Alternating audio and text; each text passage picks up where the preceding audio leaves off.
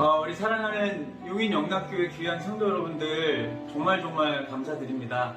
여러분들이 마음 가득 모아 보내주신 이 귀한 헌금을 통해 우리 보호종료 아동들 그리고 퇴소한 친구들에게 정말 귀한 예수님의 사랑으로 흘려보내도록 하겠습니다.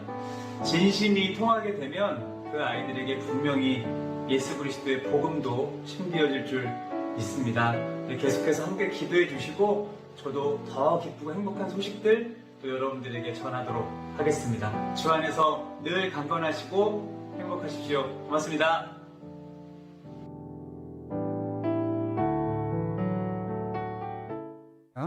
주보를 참가하실 때 여러분 앞에 귀의 소식 전하는데요.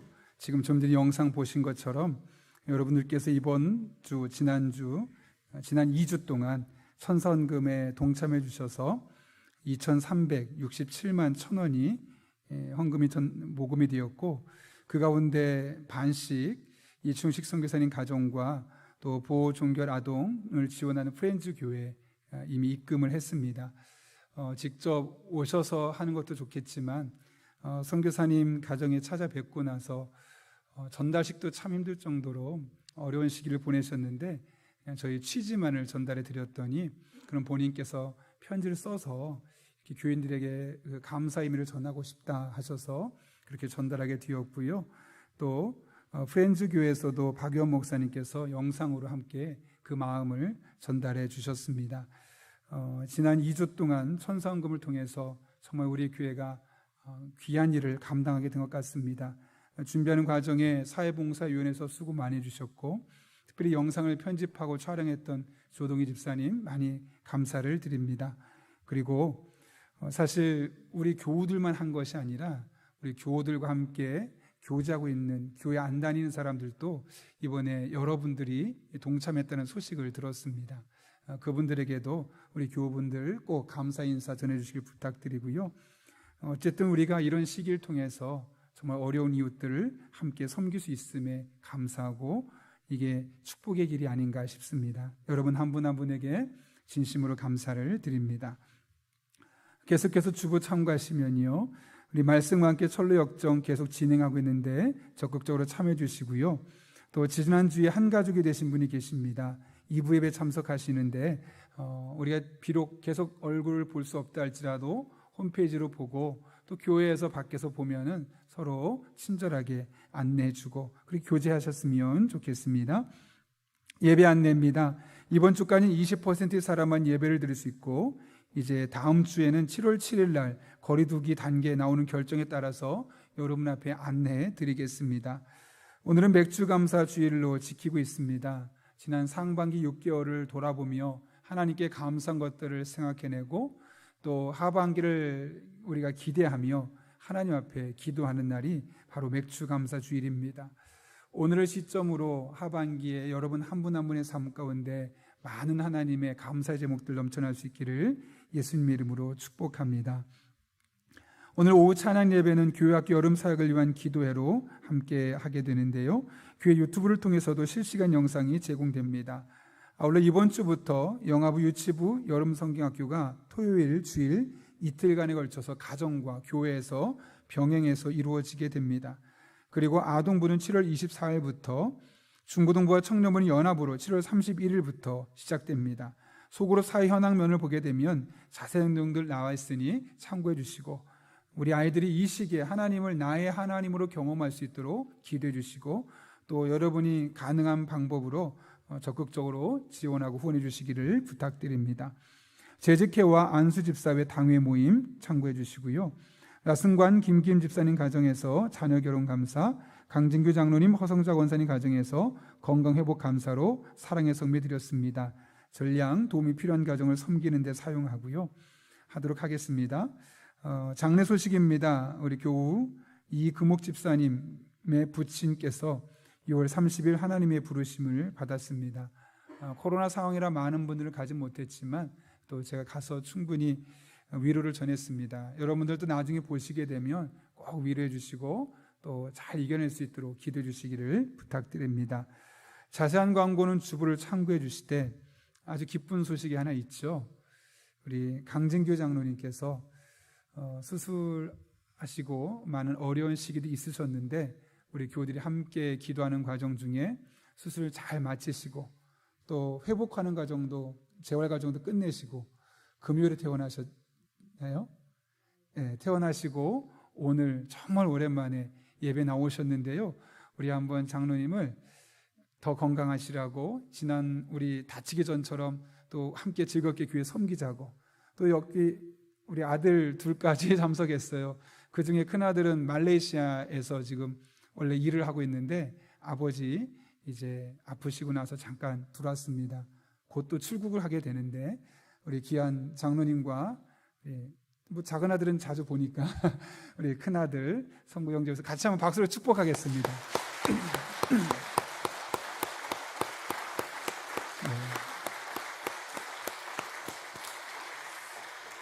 네, 감사합니다. 이렇게 얼굴 뵐 수 있어서 너무나 감사하죠. 네, 감사합니다. 우리 함께 기도하고 하나님의 말씀 나누겠습니다. 거룩하신 아버지 하나님, 오늘 우리를 주님 전에 불러주시고 예배하게 하실 뿐만 아니라 하나님의 말씀을 들을 수 있는 은혜 주신 것 진심으로 감사를 드립니다. 말씀을 듣는 이 시간 하나님의 말씀이 우리의 신비에 새겨지게 하시고 각각의 사람에게 내게 주신 말씀으로 들려지는 복된 시간 되게 하여 주옵소서. 그동안 열심으로 하나님의 교회를 섬긴 장로님 건강하게 회복된 모습으로 볼 수 있게 하시는 은혜 진심으로 감사를 드립니다. 앞으로도 함께 교회에서 즐겁게 하나님을 예배하고 안전하게 건강하게 잘 지낼 수 있도록 주님께서 눈동자를 지키듯 보호하여 주옵소서. 예수님의 이름으로 기도하옵나이다. 아멘. 우리 한번 잠깐 인사하면 좋겠는데요. 현장에서 예배 드리시는 분들과 가정에서 다른 분과 함께 드리는 예배 드리는 분과 혼자 예배 드리는 분을 위해서 좀 인사를 달리했습니다. 제가 항상 옆에 분하고 인사라고 했더니 혼자 집에서 드리시는 분이 되게 외롭다고 더 그러시더라고요. 그래서 이번에 현장에서 드리는 분과 가정에서 다른 분과 함께 드리는 분들은 옆에 분들 보시면서 감사합니다 하고 홀로 예배 드리시는 분은 가슴에 손을 대고 고마워 하고 자신의 마음에 위로하고 축복하면 좋겠습니다. 함께 인사하겠습니다. 감사합니다. 예, 고맙습니다. 네, 감사합니다. 설교를 준비하면서 제가 서재에 있는 오래된 책 중에 하나인 변상두 교수님이 쓴 자아상의 치유라는 책을 읽으면서 좀 오랜 많은 생각을 했습니다.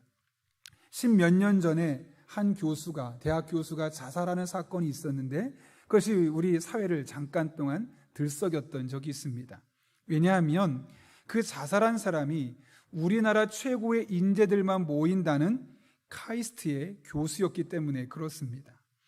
그 교수가 연구실에서 자살하면서 조그만 쪽지에 유언 같은 말을 남겼는데 이런 내용이 적혀 있었습니다. 나는 먼저 갑니다. 나를 용서해 주십시오. 내가 죽는 이유는 점점점 하고 마지막에 저는 무능한 교수입니다. 그 교수가 세상을 포기한 이유는 나는 무능한 사람이야 라고 생각했기 때문이라는 것이죠. 그런데 여러분, 그 교수가 정말 무능한 사람이었을까요?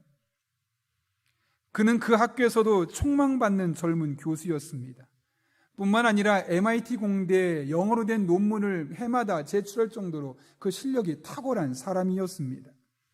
그런데 자기도 워낙에 뛰어난 사람이고 그 학교에서도 유명하고 그 학교에서도 많은 사람에게 인정받는 사람이었지만 자신보다 조금 더 잘하는 사람, 자기보다 조금 더 인정받는 사람을 보면서 나는 부족해, 내 실력은 형편없어 라는 열등감에 시달리게 되었고 그 결국 열등감으로 인해 자신의 삶을 마감하게 되었던 겁니다. 이렇게 보면 열등감은 자신에 대한 부정적인 평가로 이어지고 결국 자신의 삶을 포기하게 만드는 부정적인 감정임을 알게 됩니다. 그런데 이 열등감이 반드시 부정적인 것만은 아닙니다. 오히려 이 열등감이라는 감정을 잘 이용하기만 하면 잘 이용하기만 하면 우리가 보다 적극적인 삶을 살 수 있게 되는 것이죠. 한영대학교의 최원우 교수는 나는 열등한 나를 사랑한다 라는 책에서 열등감을 일컬어 더 많은 에너지를 생성하는 발전소라고 말하고 행복으로 초대하는 초대장이다라고 이야기를 합니다. 그러면서 어떤 이야기를 하냐면 우리가 이제 좀 있으면 올림픽 있지 않겠습니까? 올림픽에서 메달을 따는 사람 보게 되면 금메달을 딴 사람 옆에 있는 은메달을 딴 사람 있죠. 그 사람 마음속에는 금메달 딴 사람 보면서 마음에 열등감이 생긴다는 겁니다. 저 사람이 나보다 훨씬 뛰어나고 잘해. 그런데 그 열등감이 그렇게 자신을 포기하는 감정으로 나가는 것이 아니라 그러니 나도 열심히 해야겠다 해서 다음번에 금메달을 딸 수 있는 가능성으로 이어진다는 것이죠. 그런 측면에서 열등감은 긍정적인 요소를 갖고 있다는 겁니다. 그러면서 한 사람을 더 예로 드는데요. 고대 아테네의 10대 웅병가 중에 한 사람인 데모스테네스라는 사람입니다. 그는 선천적으로 태어나면서 말을 더듬었습니다. 그리고 호흡기가 약해서 말을 조금만 해도 숨이 차게 되었고, 그러다 보니 많은 사람 앞에 강연을 하려고 하다 보면 숨이 차고 또 말을 어눌하게 하다 보니까 제대로 된 강연이 이루어질 수가 없었습니다. 그러던 어느 날 아테네 법정에서 한 웅변가가 많은 사람을 설득하는 모습을 보고 큰 충격을 받습니다. 어떻게 저렇게 말을 잘할 수 있을까? 어떻게 저렇게 사람의 마음을 움직일 수 있을까? 저 사람 너무나 뛰어난데 저 사람에 비하면 나는 도대체 뭔가? 호흡기도 안 좋고 말도 어눌하고 도대체 나는 어떻게 해야 될까? 한없이 자신이 초라하게 보였고 그 사람 앞에 열등감을 가질 수밖에 없었습니다. 그러나 그는 그 열등감의 방향을 다른 곳으로 돌렸습니다. 그 사람을 본받기로 한 겁니다. 그래서 그렇게 마음먹은 다음 날부터 데모스테네스는 머리와 수염을 깎고 지하실로 들어가서 계속해서 반복해서 말하는 연습을 했습니다.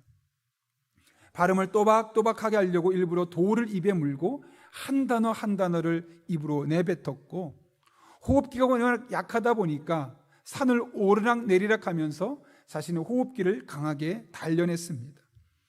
어쩌면 열등감일 수 있는데 그 열등감이 되는 원인들을 긍정적으로 활용하게 되었던 것이죠.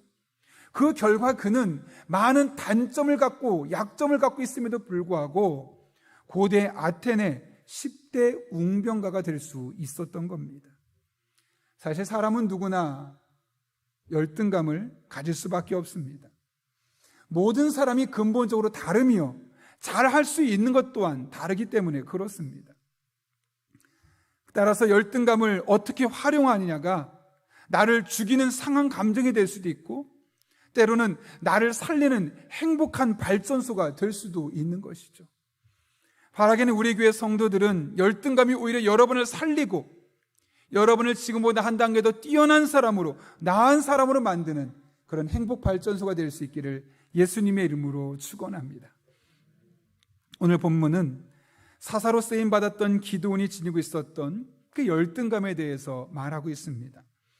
우선 그에게서 열등감으로 인한 두 가지 상처를 볼 수 있는데요. 하나는 패배감입니다. 13절 보면 그가 이렇게 말하는데, 기드온이 그에게 대답하되 오 나의 주여, 여호와께서 우리와 함께 계시면 어찌하여 이 모든 일이 우리에게 일어났나이까? 또 우리 조상들이 일찍이 우리에게 이르기를 여호와께서 우리를 애굽에서 올라오게 하신 것이 아니냐 한 그 모든 이적이 어디 있나이까? 이제 여호와께서 우리를 버리사 미디안의 손에 우리를 넘겨주셨나이다 하니. 여러분, 이 13절의 말씀을 기드온이 언제 했을까요? 하나님께서 그를 찾아오셔서 큰 용사여 라고 말씀하신 12절 후의 말씀입니다. 그렇다면 13절 말씀은 약간 뜬금없는 이야기입니다. 왜냐하면 큰 용사여 라고 하나님 말씀하셨으면 하나님, 제가 왜 도대체 큰 용사입니까? 그렇게 묻는 것이 정상적인 반응 아니겠습니까? 그런데 오늘 본문을 보게 되면 기도는 그렇게 묻지 않고 하나님께서 우리를 버리셔서 우리가 지금 미디안에게 이런 어려움을 겪고 있습니다 라고 불만을 토로하고 있는 겁니다. 그의 마음속에 어차피 하나님은 우리를 버리셨고 어차피 하나님 우리를 도와주지 않아, 그런 마음의 상처가 있던 것으로 보입니다. 이렇게 열등감의 첫 번째 모습은 패배의식으로 나타납니다. 아무도 나를 도와주지 않을 거야. 심지어 하나님도 나를 도와주지 않으실지도 몰라. 그러니 어차피 노력해도 소용없어. 지금 기드온이 가졌던 마음이 그런 마음입니다. 그런가 하면 기드온에게는 두 번째로 비교의식으로 말미암은 또 다른 열등감이 있었습니다. 하나님께서 그에게 말씀하시죠. 네가 가서 미디안으로부터 이스라엘 백성들을 구원해내라. 그때 그가 어떻게 반응합니까? 15절 보면 이렇게 반응합니다. 그러나 기드온이 그에게 대답하되 오 주여 내가 무엇으로 이스라엘을 구원하리이까? 보소서 나의 집은 므낫세 중에 극히 약하고 나는 내 아버지 집에서 가장 작은 자니이다. 나는 아무것도 할 수 없어요. 그러면서 그 이유를 두 가지로 말하죠. 첫 번째로는 나의 집은 므낫세 중에 가장 약하다. 우리 가문은 다른 가문에 비하면 열등해요. 우리 집안은 저 사람 집안에 비하면 별로 내세울 것 없어요. 이 가문에 대한 열등감이 있는 겁니다. 두 번째로 나는 내 아버지 집에서 가장 작은 자니이다. 이게 작다는 것은 키가 작다는 것이 아니죠. 그 집안에 형도 있고 동생도 있었겠죠. 그런데 형들과 동생과 비교해 봤을 때 내가 우리 집에서 제일 능력이 부족하고 제일 한심합니다. 제일 열등한 존재가 바로 접니다. 라고 고백하고 있는 것이죠. 그는 이렇게 자신의 집안과 다른 집안을 비교하면서 또 자신을 다른 형제들과 비교하면서 자신이 얼마나 열등한 존재인지를 하나님 앞에 하소연하고 있는 겁니다. 기도는 이렇게 열등감으로 인한 패배감과 비교의식 속에서 살아가고 있었습니다. 그러다 보니 그의 일상의 삶도 매우 소극적으로 변해 있었죠. 11절을 보면 그가 밀을 타작했는데 어디에서 했느냐? 포도주 틀에서 했다고 합니다. 밀을 타작하려면 넓은 곳에서 해야 되는데 포도주 틀은 작습니다. 그렇게 했던 이유를 뭐라고 말하느냐? 11절을 보면 미디안 사람에게 알리지 아니하려고, 쉽게 말하면 겁쟁이였고 소극적인 사람이었음을 말씀하고 있는 것이죠. 이렇게 기드온은 소극적인 사람이었고 열등감에 쌓여 있었고 패배의식에 쌓여 있어서 아무것도 할 수 없다고 하고 있던 사람이었습니다. 그런데 하나님은 그런 기드온을 먼저 찾아오셨습니다. 뿐만 아니라 그의 열등감을 치유해 주시고 심지어 사명까지 맡겨 주셨습니다. 그런 맥락에서 오늘 본문의 말씀은 열등감에 대한 하나님의 처방전이라고 할 수 있지요. 우리도 살아가다 보면 다양한 열등감이 있습니다. 어떤 분은 외모 때문에, 어떤 분은 키 때문에, 어떤 분은 직업 때문에, 어떤 분은 연봉 때문에 다양한 이유로 인해서 다른 사람과 비교하면서 열등감 속에 살아가고 있습니다. 여러분, 그렇다면 열등감에서 벗어나기 위해서 우리는 어떻게 할 수 있을까요? 첫 번째로는 하나님의 눈으로 나를 바라볼 수 있어야 합니다. 기드온을 찾아오신 하나님께서 기드온을 부르시는데 어떻게 부르셨습니까? 오늘 본문 12절의 말씀은 같이 한번 읽겠습니다. 시작. 여호와의 사자가 기드온에게 나타나 이르되 큰 용사여 여호와께서 너와 함께. 여기 본문을 보게 되면 큰 용사여라는 말이 뒤에 있는데요, 히브리 원문을 보게 되면 기쁘루 헤아일이란 단어입니다. 너는 강력한 용사야. 영어는 mighty warrior. 너 또한 강력한 전사와 같다. 그래서 번역하게 되면 강한 전사, 강력한 영웅, 이런 식으로 번역할 수 있는 것이죠. 지금 기드온이 그렇다고 말하고 있는 건데요, 현실은 어떻습니까? 우리가 좀 전에 11절에서 살펴본 것처럼 미디안 사람들한테 들키지 않으려고 숨어서 타작하는 새 가슴을 가진 사람이 바로 기드온이었습니다. 영웅의 면모를 전혀 발견할 수 없지요. 그런데 하나님은 그런 기드온을 일컬어 큰 용사다라고 말씀하고 있는 겁니다. 왜 하나님께서 이렇게 부르시는 걸까요? 하나님은 기드온의 미래를 보신 겁니다. 현재 모습은 연약하고 부족하고 열등감에 휩싸여 있고 소극적인 사람이었지만 하나님이 역사하시면 그가 얼마든지 큰 용사로 쓸 수 있음을 알았던 것이죠. 실제로 어떻게 되었습니까? 그는 나중에 큰 용사가 되어서 이스라엘 백성들을 수많은 전투에서 건져내는 사람이 되었음을 성경은 우리에게 말씀하고 있는 것이죠. 하나님은 우리의 현재 있는 그대의 모습이 아니라 하나님께서 우리에게 역사하심을 통해 나타날 그 미래의 가능성 있는 모습으로 우리를 보기를 원하시는 겁니다. 그런 맥락에서 하나님의 눈으로 나를 바라본다는 것은 현재 나의 모습을 객관적으로 바라보는 것이 아니라 믿음의 눈으로 나의 미래를 내다보는 것, 이것이 하나님의 눈으로 나를 바라보는 것입니다. 이 같은 사실을 우리는 아브라함에게서 또 베드로에게서도 발견할 수 있습니다. 하나님께서 아브라함을 부르시고 축복할 때 이렇게 말씀합니다. 내가 너로 큰 민족을 이루고 내게 복을 주어 내 이름을 창대하게 하리니 너는 복이 될지라. 이 말씀을 듣던 당시에 아브라함은 복을 받은 사람이 아니었습니다. 큰 민족도 아니었고 창대하지도 않았습니다. 하나님 말씀하시는 겁니다. 그런데 너는 조금만 시간 지나면 큰 민족이 될 거야, 창대한 사람이 될 거야 하며 그에게 미래를 꿈꿀 수 있게 해주셨죠. 아브라함이 어떻게 했다고 말합니까? 이에 그 말씀을 따라갔다고 합니다.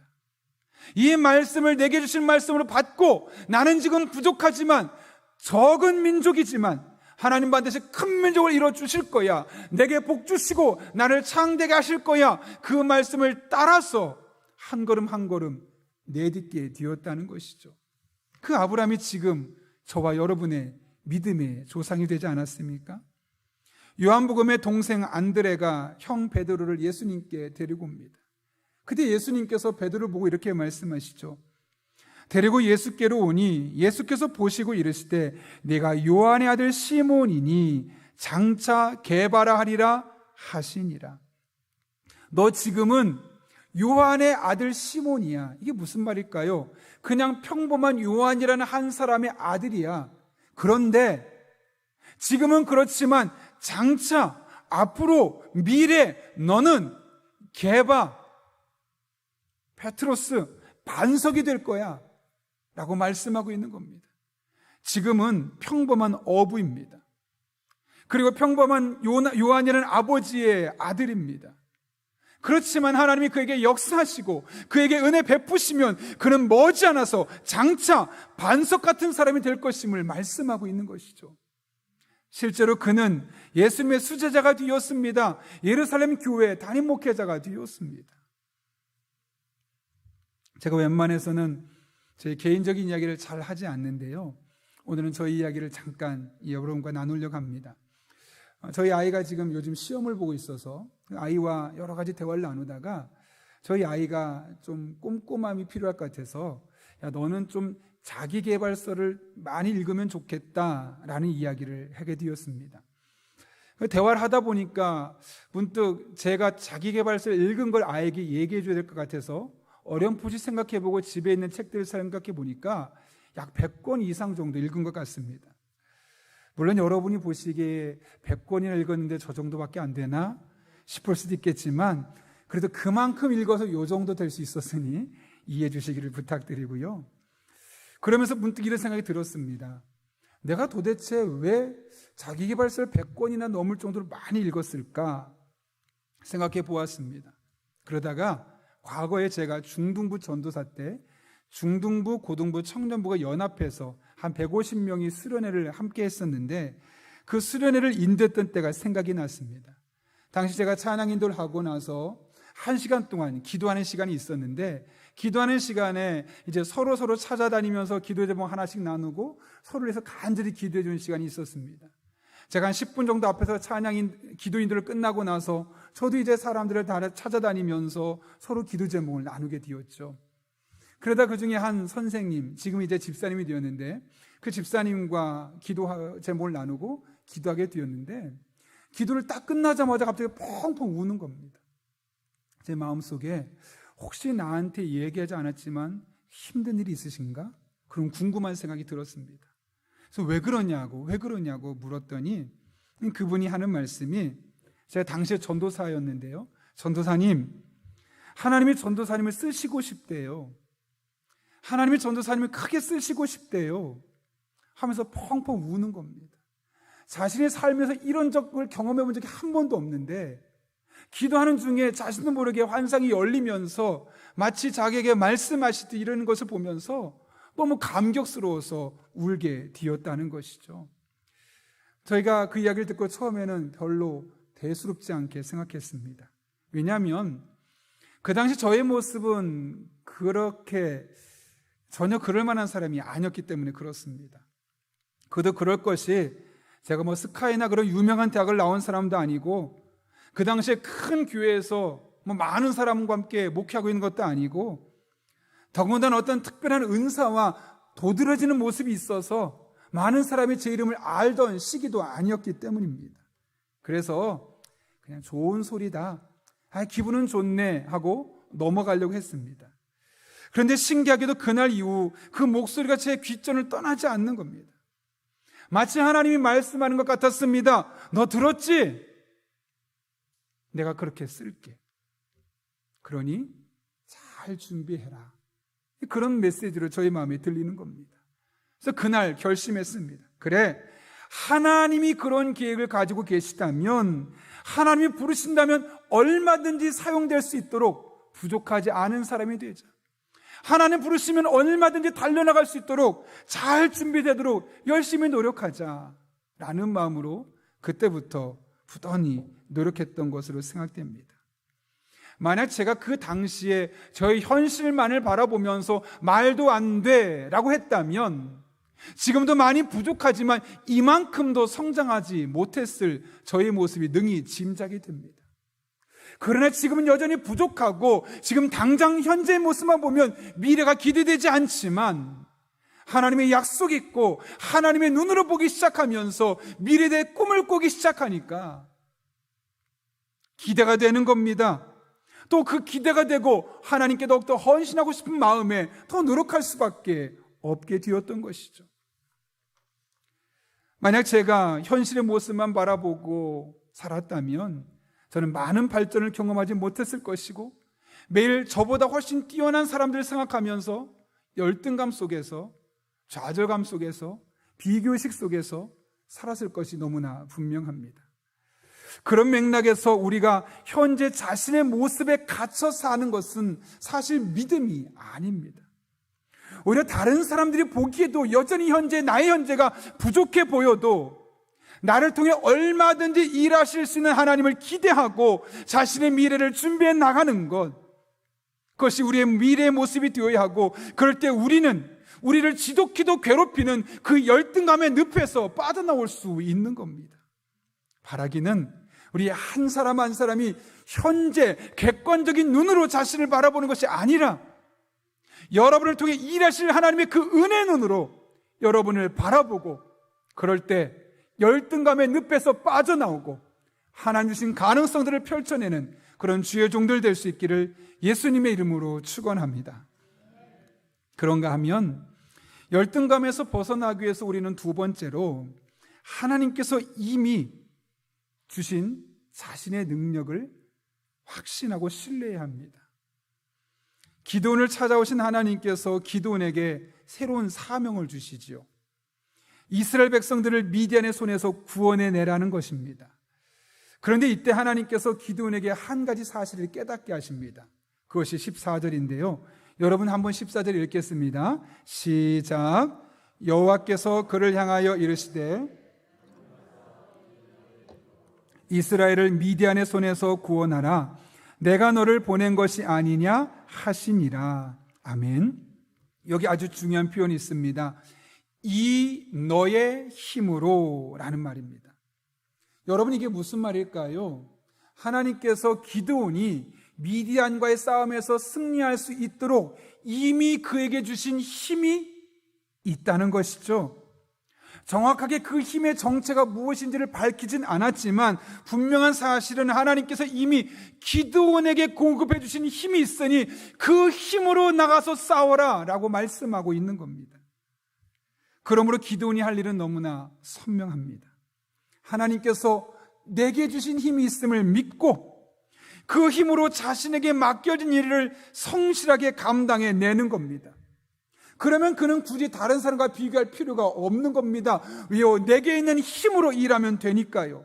그리고 그는 비교하지 않아도 되니까 열등감에서 벗어날 수 있는 것이죠. 우리는 자꾸만 다른 사람들과 비교합니다. 그러면서 나에게는 없고 다른 사람에게는 있는 것을 놓고 좌절합니다. 열등감에 빠집니다. 나는 이것이 없는데 저 사람은 가지고 있어. 나는 이게 부족한데 저 사람은 저거에 많이 있어. 나는 이거 할 수 없는데 저 사람은 저걸 할 수 있어. 내가 못하는 것, 가지지 않은 것을, 그러나 상대방을 할 수 있는 것, 가지고 있는 것과 비교하며 마음속에 수많은 열등감을 가지고 살아가는 것이죠. 하나님은 반대로 말씀하시는 겁니다. 이미 너에게 준 무엇인가 있다는 거죠. 다른 사람 가진 거 비교하지 말고 지금 너에게 무엇이 있는지를 확인하라는 것이죠. 따라서 하나님의 사람들은 반대로 해야 합니다. 나에게 없고 다른 사람에게 있는 것을 찾는 것이 아니라 다른 사람에게는 있든 없든 상관없이 내가 갖고 있는 것, 하나님께서 내게 주신 것이 무엇인가, 그거를 찾아내고 오히려 그 힘을 가지고 우리에게 맡겨진 일들을 즐겁게 감당하는 것, 이것이 바로 그리스도인의 삶의 모습이 되어야 하는 겁니다. 다른 말로 하면 약점에 얽매이지 말고 강점으로 일하라는 겁니다. 사도 바울의 표현으로 말하면 은사를 따라 일하라는 겁니다. 마태의 표현으로 말하면 받은 달란트를 따라 일하라는 겁니다. 분명한 것은 하나님께서 각각의 사람들에게 그 사람이 할 수 있는 특별한 힘, 특별한 능력, 특별한 지혜 주셨다는 겁니다. 그렇다면 우리는 하나님 못해요, 하나님 할 수 없어요, 저보다 더 잘하는 저 사람 쓰세요 라고 말할 필요가 없는 겁니다. 하나님이 나를 쓰시고자 하신다면 이미 그 일을 잘 할 수 있도록 내게 주신 은혜와 내게 주신 능력이 이미 주어져 있기 때문에 그렇습니다. 성경을 보면 하나님께서 사도 바울과 베드로를 쓰신 방법이 전혀 다릅니다. 베드로는 예루살렘 교회 담임 목사로서 목회를 했고요. 바울은 여러 곳을 다니면서 개척하고 그 교회를 세우는 선교사 역할을 감당했습니다. 왜 그렇게 하셨을까요? 두 사람이 하나님께 주신 강점들이 달랐기 때문에 그렇습니다. 베드로는 다혈질의 어부 출신으로 결혼을 해서 가정을 꾸린 사람이었습니다. 목회를 하기에 강점이 있죠. 왜냐하면 부부관계를 알 수 있고 가정에 대해서 이해할 수 있으니까 많은 성도들의 이야기를 듣고 가정 이야기를 상담해 줄 수 있는 그런 강점이 그에게 있지 않았겠습니까? 반면에 사도 바울은 탁월한 지식을 갖고 있었습니다. 그리고 누구보다 뛰어난 열정을 갖고 있었고 결정적으로 결혼을 하지 않았습니다. 세계 어느 곳을 가서 복음을 전해도 그것 때문에 가정에 매이지 않아도 되는 사람이었습니다. 그는 철저하게 복음을 전하고 새로 개척한 교회, 특별히 하나님을 알지 못하던 사람들에게 새로운 지식과 체계를 세워줄 수 있는 일을 하기에 좋은 사람이었던 것이죠. 그에 비하면 베드로는 지식이 부족했죠. 근데 지식이 부족해도 됐던 이유는 이미 예루살렘의 교회 교인들은 유대인들이었고 하나님을 충분히 아는 사람들이었기 때문에 바울만큼 지식이 없어도 목회하는 데 부족함이 없었던 겁니다. 그렇게 한 사람은 기성교회에서 목회를 했고 그렇게 또 다른 사람은 세계 곳곳을 다니면서 복음을 전하게 되었던 겁니다.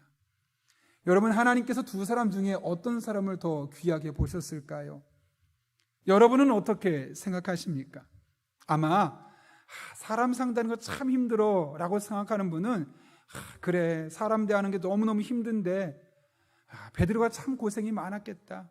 그 큰 교회 목회하면서 여러 성도들의 이야기를 들어보고 함께 기도해주고 목회하는 게 결코 쉽지 않은데 힘들었겠구나 라고 생각하는 사람이 있을 반면 새로운 문화에 적응하면서 이곳저곳 다니면서 안전을 담보하지 않으면서 다니는 모습을 대단하다고 생각하는 사람은 오히려 베드로보다는 그래, 바울이라는 사람이 참 대단하지, 자기의 목숨도 아끼지 않고 세계 곳곳에 다니면서 복음을 전하는 저 모습 정말 훌륭해 라고 생각할지도 모르겠습니다. 근데 그것은 우리의 생각이죠.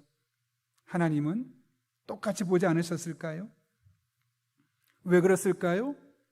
각각의 사람들에게 주신 은사와 능력에 따라서 자신에게 주어진 일들을 성실하게 감당했기 때문에 그렇습니다. 제가 설교를 준비하면서 만약 두 사람이 현장이 바뀌었다면 어땠을까 생각해 봤습니다. 이곳저곳 돌아다니면서 복음 전하고 때로는 책망도 하고 그랬던 바울이 만약 예루살렘 교회에 와서 조용히 앉아서 목회를 했다면 목회가 잘 됐을까요? 교회가 시끄럽고 갈라졌을까요? 아마도 예측해 보건대 교회가 건강하게 성장하기보다는 왠지 그 교회가 갈등도 많았을 것이고 그러면서 사도 바울의 이런 마음이 들었을 겁니다. 내가 선교는 잘하는데 왜 목회 못할까? 좌절감과 다른 사람과 비교하면서 열등감에 빠지지 않았을까? 반대로 베드로가 기성교에서 목회하던 사람을 가서 선교하라고 사도 바울처럼 하라고 했다면 아마 그는 한두 교회는 개척할 수 있었겠지만 아이고 난 이렇게까지 못합니다 하고 두 손 두 발 다 들고 아마 선교사의 사명을 포기했을지도 모르겠습니다. 그 또한 그의 마음속에 나는 왜 이렇게밖에 못할까? 다른 선교사들은 잘하는데 나는 왜 이거밖에 못할까?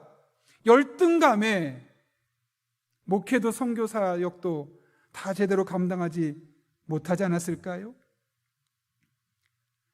그런데 반대로 자신에게 주신 은사를 따라 능력을 따라 지혜를 따라 주어진 자리에서 열심으로 성심껏 일하니까 빛이 드러나는 겁니다. 열매가 보이는 겁니다. 그리고 우리가 오늘날 사도 바울을 위대한 선교사로 또 베드로를 예루살렘 교회의 지도자로 볼 수 있는 것이 바로 이것 때문인 것이죠. 그렇다면 우리는 지금부터 사람을 바라보는 우리의 시각을 달리해야 합니다. 이 세상의 문화는 겉으로 보여지는 직업에 따라 그 사람이 벌어들이는 연봉에 따라 평가가 다릅니다. 그러나 하나님은 다 특별한 사람으로 보입니다. 왜냐하면 그 사람이 지금 하는 일은 어떤 직업을 갖고 있든 돈을 얼마를 벌고 있든 하나님 주신 지혜와 능력으로 자기 자리에서 열심으로 살아가고 있는 것이기 때문에 그렇습니다. 비록 큰 회사의 사장이 못됐다 할지라도 조그만 회사에서 열심히 직장 생활하는 사람이라 할지라도 사무실에 앉아서 돈을 많이 버는 그런 직장인이 아니라 길에 나가서 길을 쓰는 환경 미완의 일을 한다 할지라도 하나님 주신 능력으로 지혜로 그 일을 즐겁게 감당할 수 있으면 그 사람은 그것만으로도 특별한 사람이고 그것만으로도 그 역할을 잘 감당하고 있는 사람이라는 것이죠. 뉴욕의 어느 고등학교 선생님이 자신이 담당하고 있었던 3학년 학생들에게 한 명씩 나오라고 하면서 이 아이가 이 반에서 왜 특별한지를 막 설명해 줍니다. 그리고 가슴에 리본을 하나 달아주면서 이렇게 리본을 달아줬는데 리본에 이렇게 써 있습니다. 당신은 내게 특별한 사람입니다. 그렇게 한 아이를 다 불러들여서 이 아이는 우리 반에서 이래서 특별합니다 하고 다 달아준 겁니다. 아이들이 보니까 친구도 당신은 나에게 특별한 사람입니다. 나도 당신은 나에게 특별한 사람입니다. 서로 막 보면서 기분이 좋은 겁니다. 아 그래 나는 너에게 특별한 사람이야. 너는 나에게 특별한 사람이었네. 기분이 좋아질 수밖에 없지 않겠습니까? 그때 선생님이 숙제를 하나 냈습니다. 앞으로 집에 가다가 너에게 특별한 사람이 있으면 그 사람에게 파란 리본을 달아줘라. 그리고 왜 나에게 특별한지를 이야기해주고 그 다음에 그 이야기를 나한테 다시 이야기해줘라. 그 중에 한 아이가 생각해 보니까 자기가 힘들 때마다 고민할 때마다 스트레스가 있을 때마다 근처에 있는 한 회사의 부사장님하고 좀 상담을 많이 했는데 그분 덕분에 사춘기를 잘 이겨낼 수 있었고 너무나 고마워서 그분에게 찾아가서 파란 리본을 달아주면서 부사장님은 저에게 특별한 사람이에요. 왜냐하면 제가 힘들 때마다 상담해주고 위로주어서 제가 이렇게까지 올 수 있었거든요. 아 그래? 근데 부사장님은 한 가지 부탁이 있어요. 부사장님은 그 스티커를 가져다가 다른 사람에게 꼭 붙여줬으면 좋겠어요. 그리고 그 스티커를 붙인 사람이 또 다른 사람에게 왜 그 사람이 특별한지를 이야기해주고 그 파란색 리본을 붙여줬으면 좋겠어요. 그렇게 이야기를 했더니 이 부사장이 곰곰이 생각해 보다가 사장님을 찾아갔습니다. 사실 이 사장님은 그 회사의 다른 회원들이 회사의 사원들이 볼 때 참 독해 보이는 사람, 좀 악해 보이는 사람으로 인식이 되어 있었습니다. 그럼에도 불구하고 이 부사장이 보기에 이 사장님이 뛰어난 부분, 탁월한 부분이 있었기에 찾아가서 말하죠. 사장님은 정말 천재성을 갖고 있고 창조적인 능력을 갖고 있는데 전 정말 그것이 너무나 존경스럽고 제가 당신과 함께 일할 수 있다는 것이 너무나 귀해서 당신은 나에게 특별한 사람입니다 하고 파란색 리본을 붙여준 겁니다. 왠지 기분이 좋았습니다.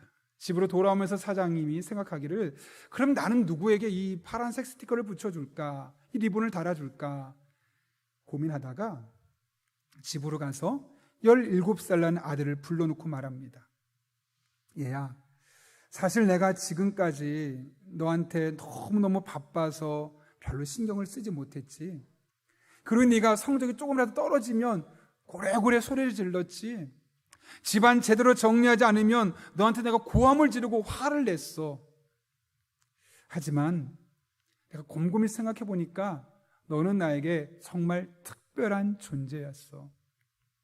공부를 조금 못할 수 있고 방을 어질러 필 수 있지만 너는 나에게 특별한 존재야.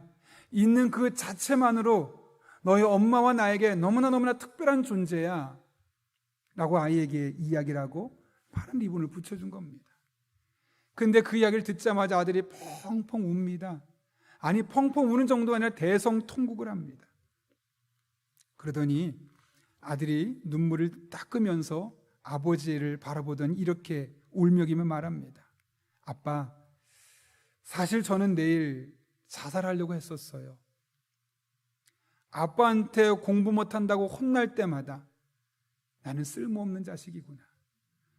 아빠한테 정리 제대로 못한다고 핀잔을 들을 때마다 나는 이거밖에 안 되는 인간인가.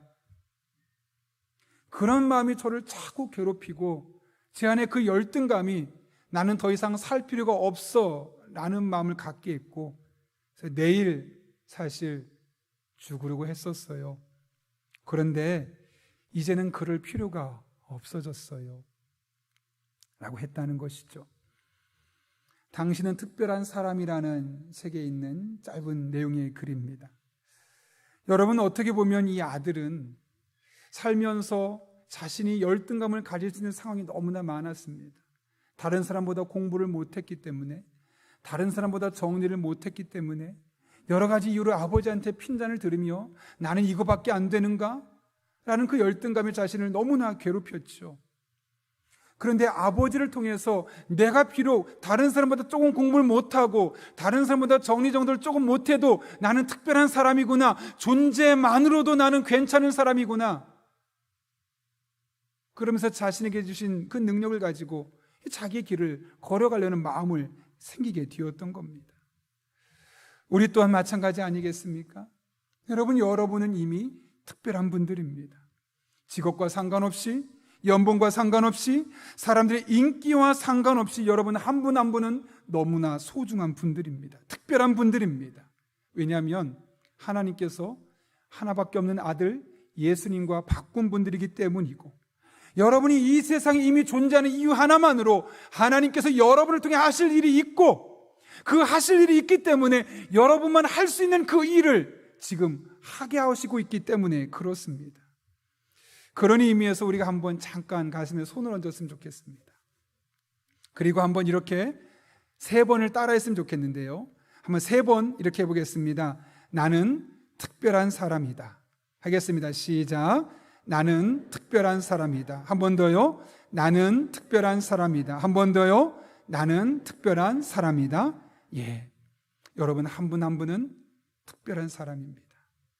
우리 옆에 분들한테 한번 이제 축복하며 이렇게 인사하겠습니다.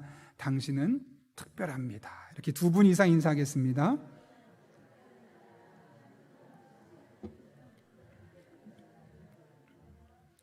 함께 기도하겠습니다. 거룩하신 아버지 하나님, 날로 열등감에 시달리게 만드는 세상 속에서 하나님의 눈으로 미래적인 관점에서 우리를 바라볼 수 있게 해주시고, 이미 나에게 주신 능력이 있음을 통해 내가 특별한 사람임을 깨닫게 하신 은혜 진심으로 감사를 드립니다. 우리가 남은 한 평생 살아가면서 열등감에 사로잡힐 때 오늘 말씀을 기억하며 하나님 앞에 우리를 새롭게 세워가고 그 안에서 하나님께서 맡겨진 일들을 행복하게 감당해낼 수 있는 주의 종들 되게 하여 주옵소서. 예수님의 이름으로 기도하옵나이다. 아멘.